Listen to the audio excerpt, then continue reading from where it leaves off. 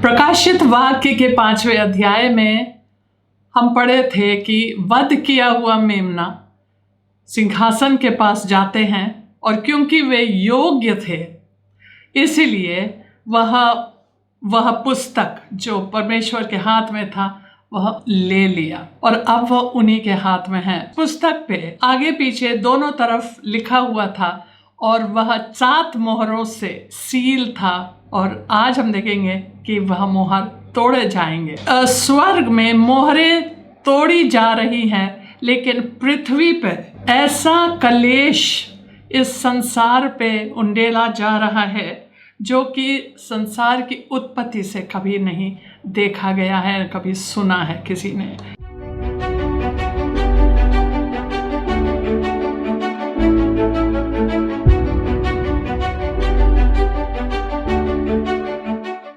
आप सबको एक बार फिर से choose life now Hindi channel के बाइबल स्टडी में स्वागत है।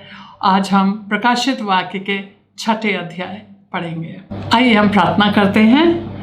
पिता परमेश्वर, धन्यवाद देते हैं आपके इकलौते पुत्र यीशु मसीह के लिए, जिसे आपने भेजा है ताकि उनके बलिदान के द्वारा हम सब अपने पापों से बचाए जाएं और हमारे ऊपर जो पाप का दंड था वह हटा दिया गया है। और हम बहुत धन्यवाद देते हैं प्रभु कि हमारा जीवन अब यीशु मसीह में छिपा हुआ है परमेश्वर में और शैतान के अधिकार से हम छुड़ाए गए हैं। धन्यवाद है कि हम इस बुरे समय से बचाए जाएंगे अगर हम चौकस रहें और प्रार्थना में बने रहें। प्रार्थना हम यीशु मसीह के सामर्थी नाम से मांगते हैं, आमीन। इससे पहले कि हम 6ठे अध्याय में जाए, एक छोटी सी परिचय मैं देना चाहती हूँ। इससे पहले जरूरी है, महत्वपूर्ण है कि अब संसार में धरती पे 7 साल का कलेश शुरू होने वाला है। जैसे जैसे मोहरें तोड़ी जाएंगी वैसे कलेश शुरू हो जाएगी। लेकिन इससे पहले एक और घटना घटती है और वह यह है कि यीशु मसीह अपने दुल्हन को, जो कि अपने कलीसिया को इस धरती से लेके चले जाते हैं, जिसे हम लोग इंग्लिश में आमतौर से रैप्चर बोलते हैं। रैप्चर कोई शब्द ऐसा नहीं है बाइबल में, सो लोग बोलते हैं रैप्चर कोई चीज़ है ही नहीं। दूसरे थेसलोनिकियों के 2 अध्याय और पद संख्या 6 में, तुम उस वस्तु को जानते हो जो उसे अभी रोक रहा है। यह मसीह विरोधी के लिए बोला जा रहा है कि तुम उस वस्तु को जानते हो जो उसे रोक रहा है। किसको रोक रहा है? वो मसीह विरोधी को, कि वह अपने ही समय पे प्रकट हो, क्योंकि अधर्म का भेद अब भी कार्य करता जाता है, पर अभी एक रोकने वाला है और जब तक वह दूर ना हो जाए वह रोके रहेगा। वो कलीसिया के लिए बोला जा रहा है कि जब तक कलीसिया है तो वह जो मसीह विरोधी है उनको रोका जाएगा, लेकिन एक बार वह रास्ते से हटाया जाएगा तब इनके लिए और कोई बाधक नहीं होगा और वह अपने जगह पे आके अपना कार्य करने लगेगा। आइए हम लोग शुरू करते हैं। 6ठे अध्याय का पहला पद, फिर मैंने देखा कि मेमने ने उन 7 मोहरों में से एक को खोला और उन चारों प्राणियों में से एक का गर्जन का सा शब्द सुना। मैंने दृष्टि की और देखा, और देखो एक श्वेत घोड़ा है और उसका सवार धनुष लिए हुए हैं और उसे एक मुकुट दिया गया है और वह जय करता हुआ निकला कि और भी जय प्राप्त करे। पहला मोहर खोल दिया गया है। यीशु ही योग्य है। यीशु ने, जो कि वध किया हुआ मेमना है, उन्होंने पहला वाले मोहर को खोल दिया। अब उन्होंने जब खोल दिया तो एक प्राणी, वो 4 जीवित प्राणी हैं, हर घोड़े के साथ एक प्राणी जुड़ा हुआ है, राइट। ये पहला वाला प्राणी आता है और कहता है आओ देखो। यहाँ इंग्लिश में मैंने कहीं पे पढ़ा कि इसका अर्थ ये भी हो सकता है आगे बढ़ो, मतलब घोड़े से कह रहा है जा आगे बढ़ो। तो वहाँ से आदेश दिया जा रहा है कि जा, या यूहन्ना से कहा जा रहा है आ देखो। उन्होंने ये देखा एक सफ़ेद घोड़ा है और उसका सवार धनुष लिए हुए हैं। तो मतलब जब धनुष लिया हुआ है इसका मतलब वह जय प्राप्त करने के लिए आ रहा है, वह इस धरती को अपने वश में लाने के लिए आया है, लेकिन सफ़ेद घोड़े पे आया है। सफ़ेद हम जानते हैं कि शांति का रंग होता है और उसको एक मुकुट दिया गया है। मुकुट दिया गया है मतलब उनको अधिकार दिया गया है, संसार के लोगों ने उनको एक मुकुट पहनाया है, उनको अधिकार दिया गया है। अब ये जो सफ़ेद घोड़ा, वो सफ़ेद घोड़े पे क्यों आया है? लोग बोलते हैं ये यीशु है, लोग सोचते हैं हो सकता है ये यीशु मसीह है जो सफ़ेद घोड़े पे आ रहा है, लेकिन वह यीशु मसीह इसलिए नहीं है, बहुत कारणों की वजह से। क्योंकि 19 अध्याय में हम देखते हैं कि यीशु मसीह पहले बात आसमान से आ रहा है, सफ़ेद घोड़े पे ज़रूर आ रहा है। ये बंदा भी सफ़ेद घोड़े पे आ रहा है जो कि शैतानी है, यह शैतान का बंदा है, यह एंटी क्राइस्ट है जिसे मसीह विरोधी बोला जाता है, और वह हमेशा मसीह का नकल करेगा क्योंकि वह चाहता है कि मैक्सिमम लोग, ज़्यादा से ज़्यादा अधिकांश लोगों को बेवकूफ़ बनाए कि मैं तुम्हारा मसीहा हूँ, मैं तुम्हारे लिए आया हूँ। लेकिन जब यीशु आता है वो एक मुकुट उसको नहीं दिया गया है, वह अनेक मुकुट पहने हैं। दूसरी बात है उनके पीठ पे धनुष नहीं है, उनके पास एक तलवार है, वो भी परमेश्वर का वचन, एक 2-धारी तलवार जो उनके मुंह से निकलता है। और तीसरी बात है उनके सारे वस्त्र लहू में लथपथ है। उनके साथ एक पूरा सेना आता है पीछे। यह 19 अध्याय में हम पाएंगे जब यीशु मसीह लौटते हैं। और दूसरी कारण हम जानते हैं कि यह यीशु नहीं है क्योंकि इसके बाद जो होता है, इसके आने के तुरंत बाद इस संसार पे यह कलेश आता है। कहने को तो वो शांति के लिए आता है और वह एक वाचा बांधने के लिए आता है। किसके साथ?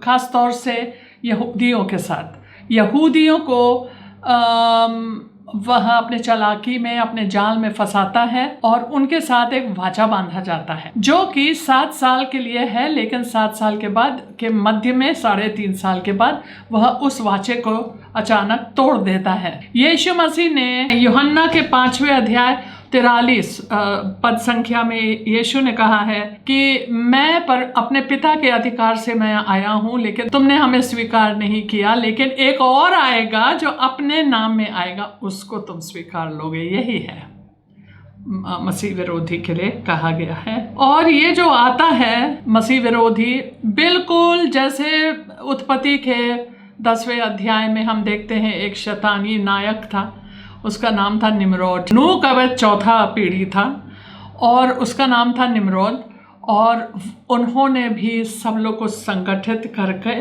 फिर परमेश्वर के खिलाफ विद्रोह किया। यह भी वही करने जा रहा है। तो ये हुआ पहला घोड़ा और सारी चीज़ें संसार दुनिया में खुल गई है क्योंकि कलीसिया हटाई गई है। तीसरा पद, अब उसने दूसरी मोहर खोली तो मैंने दूसरे प्राणी को यह कहते सुना, आ। फिर एक और घोड़ा निकला जो लाल रंग का था। उसके सवार को यह अधिकार दिया गया कि पृथ्वी पर से मेल उठा ले ताकि लोग एक दूसरे का वध करें, और उसे एक बड़ी तलवार दी गई। तो ये यीशु ऑब्वियसली नहीं है। अगर यीशु होते तो यीशु के साथ साथ शांति, धार्मिकता, प्रेम, ये सब होता। यहाँ पे प्रेम एम नहीं है। कहता है शांति धरती से ले ली गई है, कहता है मेल उठा ली गई है। और यह जो दूसरी प्राणी है, जब दूसरी प्राणी ने, जैसे दूसरा घोड़ा निकलता है जो कि लाल रंग का है, तो उन्होंने यूहन्ना से कहा आ के देख।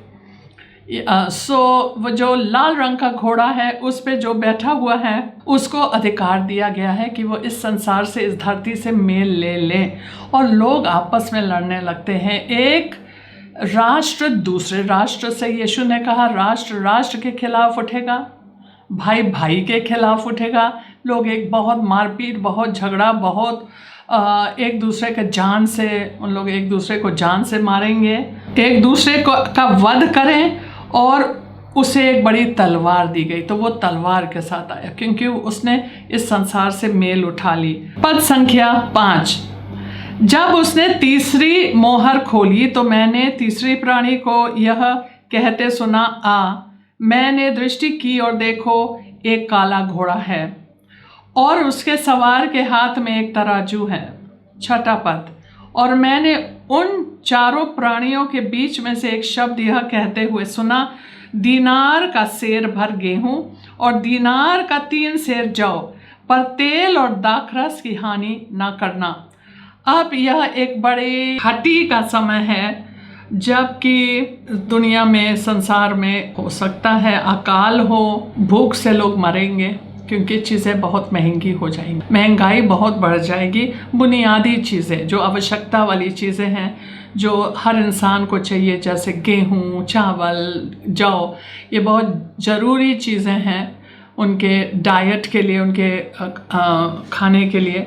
तो उनमें से आसमान तक उसके कीमत पहुंच गया है कि लोग खरीद नहीं पाएंगे। दीनार का मतलब एक पूरे दिन की दिहाड़ी। उन दिनों में एक पूरे दिन की दिहाड़ी, पूरे दिन की दिहाड़ी में एक आदमी 1 सेर गेहूं खरीदेगा। यह जब तीसरा घोड़ा आता है, उसके साथ यह विपत्ति आती है। काले घोड़े पे था और उसके हाथ में तराजू था, ताकि वो हर चीज़ बड़े संभाल के नापा जाए और तौला जाए और राशन किया जाए। और मैंने 4 प्राणियों के बीच में, उनके हाथ में तराजू था, और 4 प्राणियों के बीच में एक शब्द, दीनार का सेर भर गेहूं और दीनार का 3 सेर जौ, लेकिन तेल और दाखरस की हानि। मतलब यह गरीब लोगों को ज़्यादा छुएगा। अमीर लोगों को क्या है, उनके पास इतना पैसा है, जब तक ये अकाल रहेगा तब तक वो खरीदते रहेंगे, लेकिन गरीब लोगों को बहुत के जीवन में बहुत विपत्ति आ जाएगी। 7वां पद, जब उसने चौथी मोहर खोली तो मैंने चौथी प्राणी का शब्द यह कहते सुना, आ। तो हर घोड़े के साथ 4 घोड़े हैं, पहले वाला सफ़ेद, फिर लाल, फिर काला, अब ये आखिरी घोड़ा है। पहला प्राणी, दूसरा, तीसरा, चौथा प्राणी बोला है आ। और मैंने दृष्टि की और देखो एक पीला सा घोड़ा, पेल, बिल्कुल जैसे मौत का रंग, बिल्कुल पीला सा घोड़ा, और उसके सवार का नाम मृत्यु है और अधोलोक उसके पीछे पीछे है। मैं जहाँ ये घोड़ा और उसका सवार चलता है तो वहाँ पे ऐसे हालात हो जाती हैं कि उसके पीछे पीछे ऐसे लगता है जैसे अधोलोक। और उन्हें पृथ्वी की 1/4 पर यह अधिकार दिया गया। तो कौन दे रहा है ये सब अधिकार? यह स्वर्ग से अधिकार दिया गया है, यह न्याय है धरती पे। अधिकार तुम्हें दिया गया, कर लो, कोई तुम्हें नहीं रोकेगा, कोई रोक टोक नहीं, कर लो, लोगों को मारो, ये करो, वो करो, क्योंकि अब कलीसिया हट गई है। अब केवल वो दुष्ट लोग हैं जो रह गए हैं, उनमें विश्वासी भी हैं जो सोए हुए थे, राइट, जो सोए हुए थे, जिसके कुप्पी में तेल नहीं था, वो विश्वासी भी रहेंगे और वह भी बहुत सारी विपत्ति उनको भी कलेश झेलना होगा। लेकिन बाकी लोग कौन से होंगे? वह लोग जिसने यीशु को धिक्कारा है, उनको स्वीकारा नहीं। तो यहाँ पे लिखा है कि इनको इजाज़त दी गई थी कि वह पृथ्वी की 1/4 पर यह अधिकार दिया गया कि तलवार, अकाल, मरी और पृथ्वी के वन पशुओं के द्वारा लोगों को मार डाले। तो उनको अधिकार दिया गया था कि 1/4 लोगों को मार डालो। कैसे मारेंगे? तलवार से, लड़ाई से, झगड़े से, और फिर मरी से, और फिर अकाल से, और जानवरों से। जानवर भी उनको फाड़ खाएंगे, अकाल की वजह से हो सकता है। उनके अंदर भी वह दुष्टता है कि वह लोग मनुष्यों से, मतलब उनको फाड़ खाएंगे। जब उसने 5वीं मोहर खोली तो मैंने वेदी के नीचे उनके प्राणों को देखा जो परमेश्वर के वचन के कारण और उस गवाही के कारण जो उन्होंने दी थी, वध किए गए थे। जब 5वां सील मोहर तोड़ा गया है, तब एक वेदी जो मतलब स्वर्ग में वेदी है, वहाँ पे ऑल्टर जो है, उसके नीचे उन लोगों के प्राणों को देखा है जो मारे गए थे अपने विश्वास के द्वारा, अपने गवाही के द्वारा, जो कि यीशु मसीह के नाम का जो गवाही उन लोग रखते थे, उस गवाही के कारण उन लोगों ने छोड़ा नहीं यीशु मसीह को, वो लोग वध किए गए थे। परमेश्वर के वचन के वजह से मारे गए हैं। उन्होंने बड़े शब्द से पुकार कर कहा, हे स्वामी, हे पवित्र और सत्य, तू कब तक न्याय ना करेगा? ये ऐसा नहीं है कि परमेश्वर न्याय नहीं करता है। वह कह रहे इतना समय क्यों लगा रहे हो। हम लोग चाहते हैं कि हमारा जो लहू बहाया गया था उसके लिए हम लोग न्याय चाहते हैं। तो कहते हैं कि और पृथ्वी के रहने वालों से हमारे लहू का बदला कब तक ना लेगा। उनमें से हर एक को श्वेत वस्त्र दिया गया और उनसे कहा गया कि और थोड़ी देर तक विश्राम करो, जब तक कि तुम्हारे संगी दास और भाई जो तुम्हारे समान वध होने वाले हैं उनकी भी गिनती पूरी ना हो ले। अब हम लोग को एक चीज और पता है कि विश्वासी लोग मारे जाएंगे, बहुत सारे। अगर वह अपने धर्म को त्यागने के लिए तैयार हो जाते हैं और एक बार फिर से उस धर्म में, जो लोग सता रहे हैं उसको, उस धर्म में एक बार फिर से शामिल होना चाहते हैं तो ठीक है, हम लोग बच जाएंगे। लेकिन अगर कहते हैं ना हम नहीं छोड़ेंगे, यीशु हमारे लिए अपनी प्राण दी और मैं भी प्राण देने के लिए तैयार हूँ, तो उन लोग मारे गए। तो ये वह लोग हैं जो रो रहे हैं, लेकिन उनको जो बोला गया है वह कलेश के समय के बारे में बताया जा रहा है कि थोड़े देर और रुको, जब तक तुम्हारी संख्या पूरी ना हो जाए, क्योंकि अभी और तुम्हारे जैसे भाई बहन मारे जाएंगे इसी कलेश के समय, क्योंकि अब तो कलेश चल रहा है, और तुम्हारे समान वध होंगे, और जब उनकी गिनती पूरी हो जाएगी तब हम लोग तुम्हारे लहू के लिए बदला लेंगे। तब तक ये सफ़ेद वस्त्र पहनो और विश्राम करो और सब्र करो थोड़े देर और। लेकिन अब हम लोग ये जानते हैं कि विश्वासियों के साथ इस धरती पे कलेश के समय क्या होने वाला है। 12 पद, जब उसने 6वीं मोहर खोली तो मैंने देखा कि एक बड़ा भूकंप हुआ और सूर्य कंबल के समान काला और पूरा चंद्रमा लहू के समान हो गया।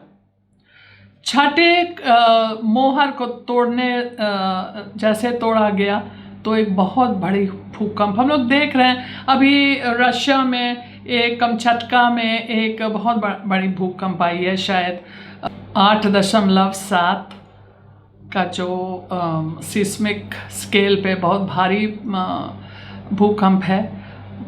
हमें नहीं पता किस कदर का भूकंप है ये, लेकिन उसके बारे में पढ़ने से ही डर लग रहा है कि धरती पे जो भूकंप आएगी, सूरज का जो अपनी रोशनी देना बंद कर देगा, चंद्रमा खून की तरह हो जाएगा, आकाश के तारे पृथ्वी पर ऐसे गिर पड़ेंगे जैसे बड़ी आंधी से हिलकर अंजीर के पेड़ में से कच्चे फल झड़ते हैं, जैसे इंग्लिश में मीटियोर शावर बोलते हैं, तारे जैसे गिरेंगे ऐसे।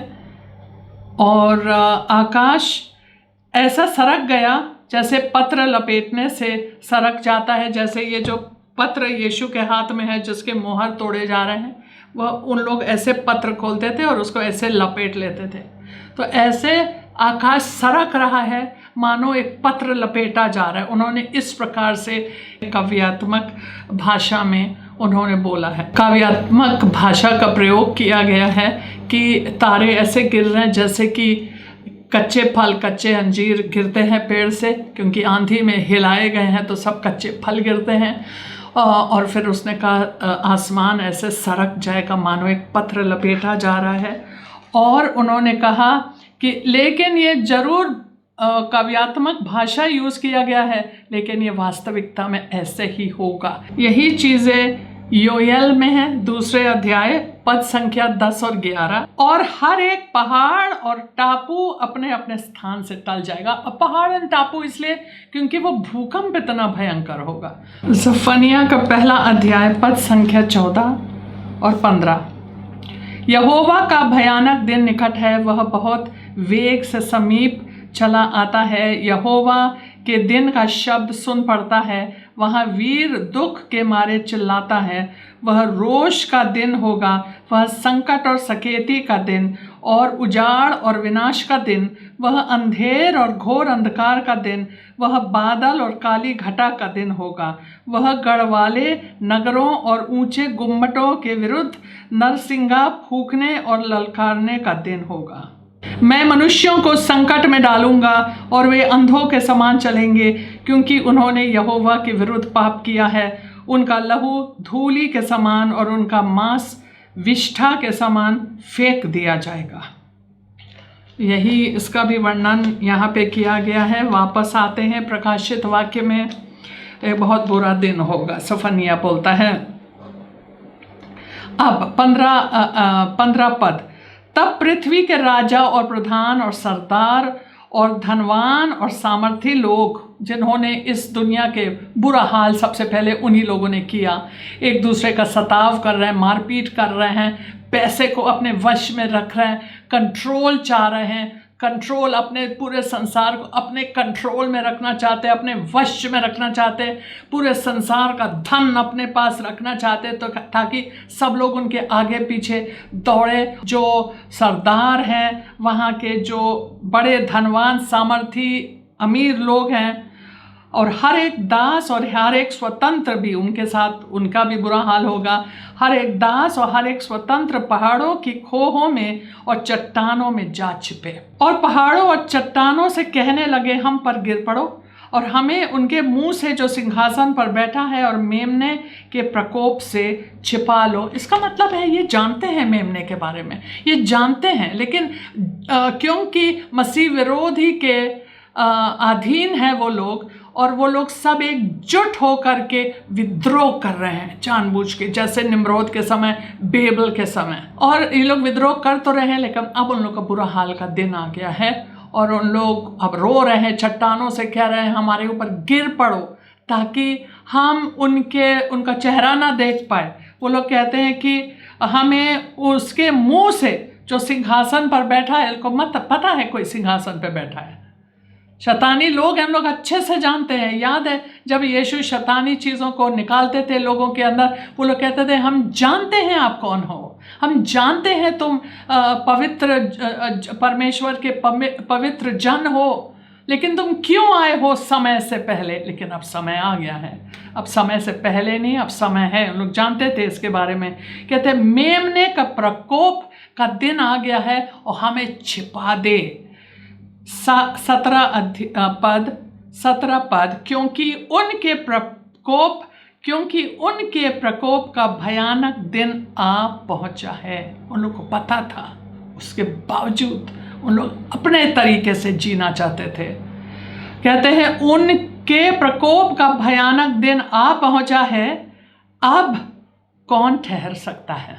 तो यही है दुनिया का बहुत दुखदाई स्थिति जब कलेश शुरू हो जाता है।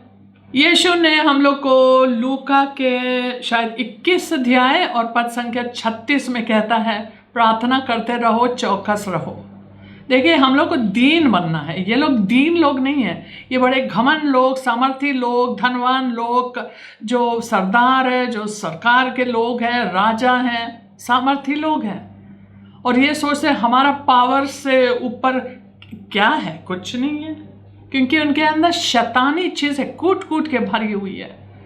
लेकिन यीशु ने कहा प्रार्थना करो और चौकस रहो कि तुम उस दिन से बचाए जाओ जो इस धरती पे अवश्य आएगा और सारे लोगों के ऊपर आएगा इस धरती पे। लेकिन और यह प्रार्थना करो कि तुम मानव पुत्र के सामने खड़े रह सको। और ये जो आखिरी पद था, इसमें हिंदी में लिखा है कौन ठहर सकता है, इंग्लिश में लिखा है कि वह दिन, प्रकोप का भयानक दिन, मेमने के प्रकोप का भयानक दिन आ गया, कौन खड़ा रह सकता है। कोई खड़ा नहीं रह सकता यीशु के सामने। सो हालेलुया। हम यहीं पे 6वां अध्याय समाप्त होती है। आइए हम प्रार्थना करते हैं। हालेलुया। पिता परमेश्वर, धन्यवाद देते हैं अपने बेटे को आपने भेजा है और हमें सुरक्षित रखा है प्रभु। और हमें बाइबल बताती है क्योंकि हमने यीशु को माना है और यीशु ने हमारे लिए सारा पाप का दंड, उन्होंने दंड की आज्ञा ले ली और हम उस चीज़ों से बच गए हैं। और बाइबल बताती है 1 थेसलोनिका के 5वें अध्याय पद संख्या 9 में कि हम क्रोध के दिन के लिए ठहराए नहीं गए हैं, हम उसके लिए नहीं ठहराए गए, हम उनके दुल्हन हैं, हमने अपने को तैयार किया है और हम उनके साथ चले गए हैं। लेकिन हम इस दिन के लिए ठहराए नहीं गए हैं। इसलिए पिता परमेश्वर हम धन्यवाद देते हैं और हम बड़े सुरक्षित हैं आपके प्रेम में। हम आपके लोग हैं, हम आपके झुंड के भेड़ हैं और हम सुरक्षित हैं आपके साथ प्रभु, और हम जानते हैं कि आप ही के साथ बने रहेंगे। प्रार्थना करते हैं लोगों के लिए जो ये संदेश सुने, इवन विश्वासी लोग जो सोए हुए लोग हैं कि विश्वास में ऑलरेडी हैं लेकिन चौकस रहें, प्रार्थना करें ताकि इन दिनों से, इन बुरे दिनों से हम बचने पाए, हम भी और हमारे परिवार वाले, हमारे सारे जानने वाले और जो भी इस वचन को सुन रहा है, इन सारी बातों से बचने पाए जो इस धरती पे अवश्य बहुत ही जल्द आने वाली है। ये प्रार्थना हम यीशु मसीह के सामर्थी नाम से मांगते हैं, आमीन। आप सबको जय मसीह।